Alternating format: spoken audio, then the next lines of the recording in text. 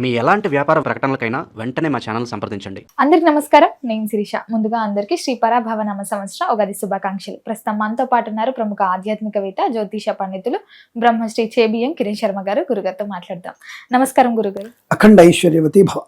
గురుగారు, విశేషంగా ఈ ఉగాది నుంచి సింహరాశి వారికి ఎలా ఉండబోతుందంటారు? ఎలాంటి జాగ్రత్తలు తీసుకోవచ్చు అంటారు? ముఖ్యంగా చూసుకునే నవగ్రహాల ప్రభావం ఎలా ఉంటుందంటారు ఈ సంవత్సరం?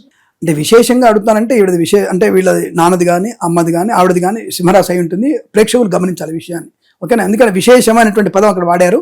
ఇంతకుముందు అందరినీ మామూలుగానే అడిగారు. గుర్తుపెట్టుకోండి ప్రేక్షకులు, మర్చిపోద్దు. కామెంట్ బాగా చేయండి. Thank you. రైట్. ఈ సంవత్సరంలో పరాభవన సంవత్సరంలో సింహరాశి వారికి 5 ఆదాయం 5 ఖర్చుగా ఉంటూ 7 అవమానం 7 రాజపూజ్యంగా చెప్పబడుతోంది. 5 5 7 7 అది బాగా గుర్తుపెట్టుకోండి. సో ఇక్కడ సింహరాశి వారికి గత సంవత్సరం కూడా చాలా మంది తండోపతండాలుగా జ్యోతిష పండితులందరూ కూడా అష్టమ శని ప్రభావం, ఆ అష్టమ శని వల్ల మీకు నష్టము కష్టము, పేలిపోతారు మీరు, అదైపోతుంది అని చెప్పినటువంటి వ్యక్తులు ఉన్నారు. నేను ఒక్కడనే సింహరాశి వారికి రాజయోగం ఉందయ్యా, తప్పకుండా ఇల్లు కడతారు మీరు, ఇంట్లో శుభకార్యాలు జరుగుతాయి అని చెప్పిన వాడు నేను. దాదాపుగా 100% మంది సింహరాశి వాళ్ళు పెళ్లిలైనాయి, సంతానమైంది, ఇల్లు కట్టారు, అనుకూలంగా ఉన్నారు. 30% మెంబర్ తప్పకుండా మీకు నష్టాన్ని పొందిన వాళ్ళు ఉన్నారు, అనారోగ్యంతో ఉన్న వాళ్ళు ఉన్నారు. ఎందుకు శని ప్రభావం నష్టం చేయడు అనే విషయాన్ని అప్పుడు కూడా చెప్పాను నేను. అంటే గోచారంలో శని గురుస్థానంలో ఉన్నాడు కాబట్టి అక్కడ నష్టాన్ని కలిగించాడు. సింహరాశికి గురుస్థానం అనేది మిత్రస్థానం కాబట్టి ఇబ్బంది లేదు.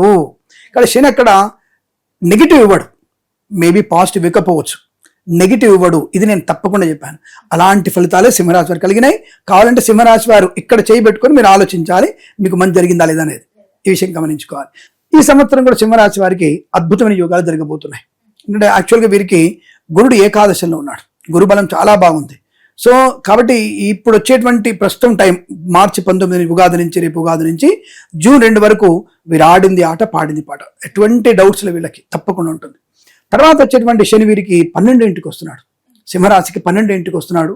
మరి కర్కాటకంలో గురుడు వచ్చేసరికి మరి నష్టము కష్టం కదా అంటే, అవును మంచిదే, నష్టం ఉంటుంది. ఏ నష్టం ఉంటుంది? మంచిగా ఇల్లు కొనుక్కుంటాడు, మళ్ళీ ఒకటి, లేదా కూతురు పెళ్లి చేస్తాడు, దీంట్లో శుభకార్యం చేస్తాడు, గృహప్రవేశం చేసుకుంటాడు, ఖర్చు అవుతుందిగా. కానీ అది నష్టం అనిపించింది. కానీ అప్పుడు ఆయనకి ఆ పెళ్లి కోసం, కూతురు పెళ్లి కోసం, కొడుకు పెళ్లి కోసం అప్పు చేయాలి సరే, అది నరకం అనుభవిస్తాడు. బాబోయ్ ఎక్కడ పుడుతుంది డబ్బులు అని చెప్పేసి, కాదు పెద్ద ఆయన అక్కడ ఆల్రెడీ నువ్వు 2 లక్షలు ఇవ్వాలి, మళ్ళీ ఇప్పుడు 1 లక్ష ఇస్తే నాకు ఇబ్బంది అవుతుంది, లేదు బాబాయ్ నువ్వు నాకు 20 లక్షలు ఇవ్వాలి, మళ్ళీ 10 లక్షలు అడుగుతున్నావు ఎక్కడ అని చెప్పేసి అందరి దగ్గర అవమానం చూసానా.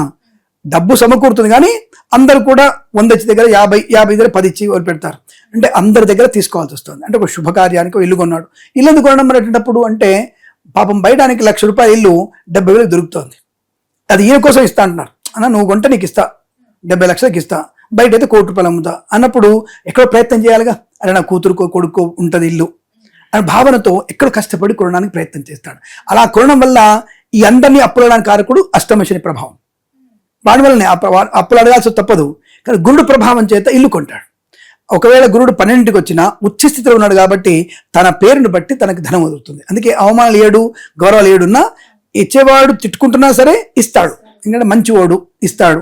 ఇల్లే కొంటున్నాడుగా, ఒకవేళ లేకపోతే ఇల్లు తీసేసుకుందాం, మనం అందరం కలిసి ఇలా అమ్ముకొని డబ్బులు తీసేసుకుందాం, పాజిటివ్ ఆలోచన వాళ్ళకు ఉంటుంది కదా. కాబట్టి ఇచ్చేటప్పుడు మాత్రం తిట్టుకుంటూ ఇస్తారు. అందుకనే 7 అవమానం చేస్తే 7 గౌరవిస్తారు. కానీ మొత్తం యావరేజ్ చేస్తే గౌరవం నిలబడుతుంది తనకి. సింహరాశి కదా, దర్పం ఎక్కువ ఉంటుంది, అహంకారం, నేను ఇవ్వగలను అన్నటువంటి కాన్ఫిడెన్స్. రెండోది వీళ్ళ దగ్గర ఎట్లుంటుందంటే, ఒకవేళ ఇవ్వలేకపోతే ముందే రాసిస్తే ఇల్లు తీసేసుకోండి అంటాడు, ధైర్యంగా ఉంటాడు వీళ్ళు. అంటే నేను ముందే రాసిస్తే రిజిస్టర్ అయిపోగానే మీకు నేను అగ్రిమెంట్ రాసేస్తే తీసుకోండి అంటాడు. అంతటి డేర్ ఉంటుంది కాబట్టి సొసైటీలో భయం ఉంటుంది. అరే మంచోడరా, కానీ అలాగే అమ్మో మంటలోడు జాగ్రత్త ఉండాలన్నటువంటి భావన కూడా ఉంటుంది. కాబట్టి ధైర్యము, సహజ నిర్ణయాలు తీసుకునే అవకాశం. గురుడు 12కి వచ్చినా సరే కొన్ని ప్రయోజనాలు ఉంటాయి. కానీ విద్యార్థికి ఉద్యోగస్తులకి నష్టం ఎక్కువగా ఉంటుంది. అంటే అనవసరమైనటువంటి విద్యా నష్టం.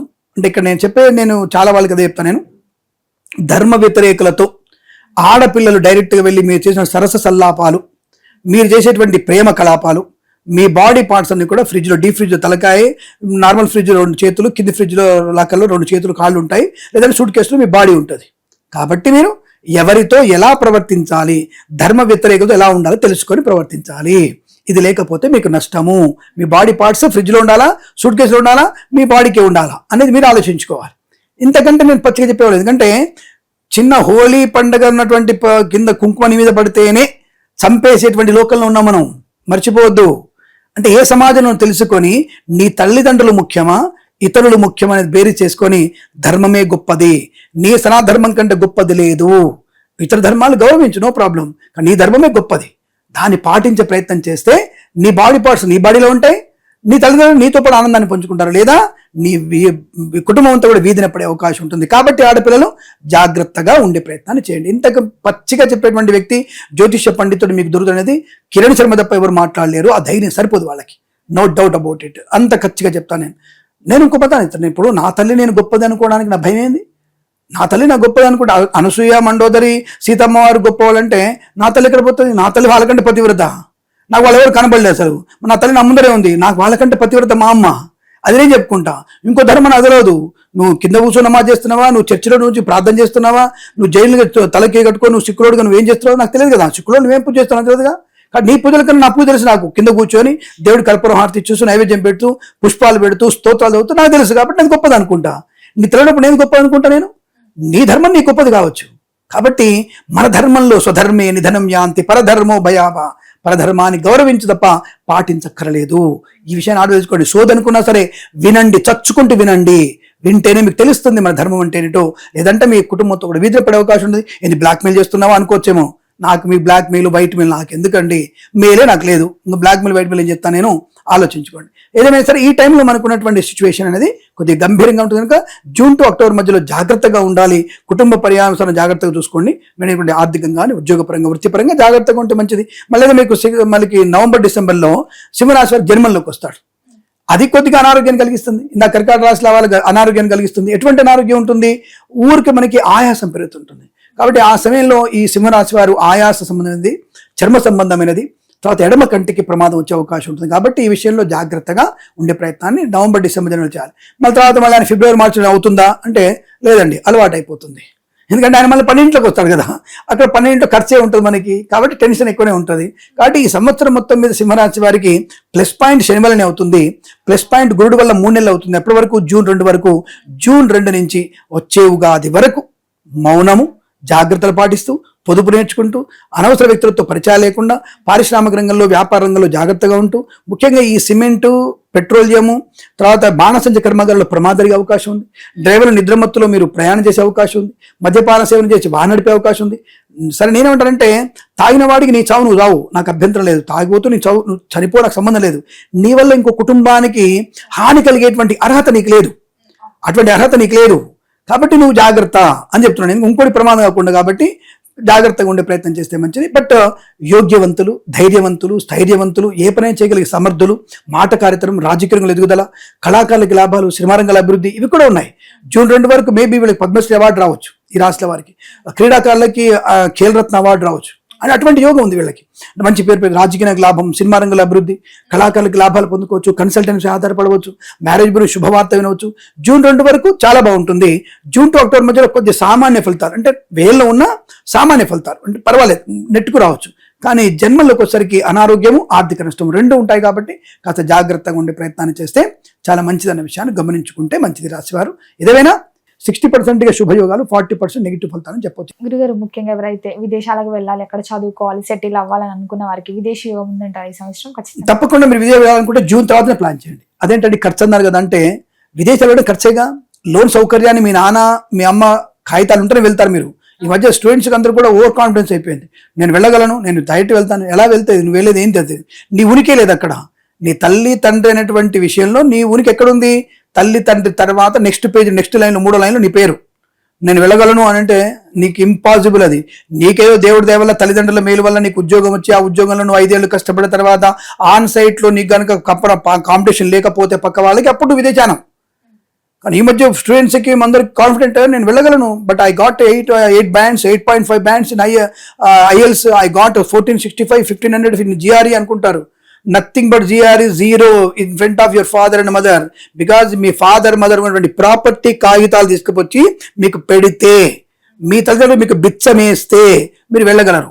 అంతప్ప మీరే అక్కడ పోయిన తర్వాత చేసిందండి. ఒకవేళ మీరు పోయిన తర్వాత పుట్టుకుని పోయిన సంవత్సరానికి ఇక్కడ తండ్రి తల్లి పుట్టుకున్నది అనుకో, వాళ్ళు చూడడానికి కూడా వచ్చేటువంటి యోగం లేదు. ఇప్పుడు జరుగుతుంది, యుద్ధం అదే జరుగుతోంది. ఇప్పుడు అక్కడ ఉన్నటువంటి వ్యక్తులు ఇక్కడ రాలేక, శవాన్ని తీసేయలేక, వీడియో కాల్లో చూస్తూ ఏడ్చినటువంటి ఒక ఆడపిల్లని భర్త చనిపోతే భార్య ఏడుస్తున్న విషయాన్ని నేను స్పష్టంగా చూశాను. నేను అది పరిస్థితి. ఇప్పుడు ఉద్యోగం వచ్చిన వాడు నాకు సెలవు దొరకట్లేదు, అనే విషయాలన్నీ చూస్తూనే ఉన్నాం మేము. చనిపోయినా సరే చూడడానికి వచ్చేటువంటి సంఖ్య తగ్గిపోయింది. ఆ విషయాన్ని మనం ఇప్పుడు మొహమాటలు అంటారు కదా, ఉన్న మాట అనుకుంటే ఉలకెక్కువ అని, కడుపు చీల్చుకుంటే కాళ్ళ మీద పడుతుంది సామెతలు ఉట్టికి రాలమ్మా, ఇలాగే వచ్చాయి. మాలాంటి చెప్పడం మట్టిగా వచ్చింది, అర్థం చేసుకోవాలి. కాబట్టి ఏదో వెళ్తున్నటువంటి అహంకారంతో వెళ్ళడం అనేది కరెక్ట్ కాదు.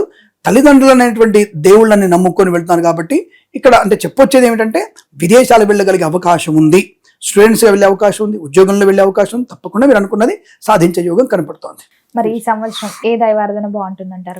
తప్పనిసరిగా ఈ రాశి వారికి గణపతి ఆరాధన ఎక్కువ చేసుకోవడం మంచిది. గణపతిని ఎక్కువ చేసుకోవడం, అలాగే సూర్య నమస్కారాలు ఎక్కువ చేసుకోవడం, అంటే సూర్య భగవాన్ని ఎక్కువ పూజించడం, అలాగే రుద్రాభిషేకం, ప్రతిసారి రుద్రాభిషేకం చేసుకోవడం వల్ల వీరికి మంచి ప్రయోజనం.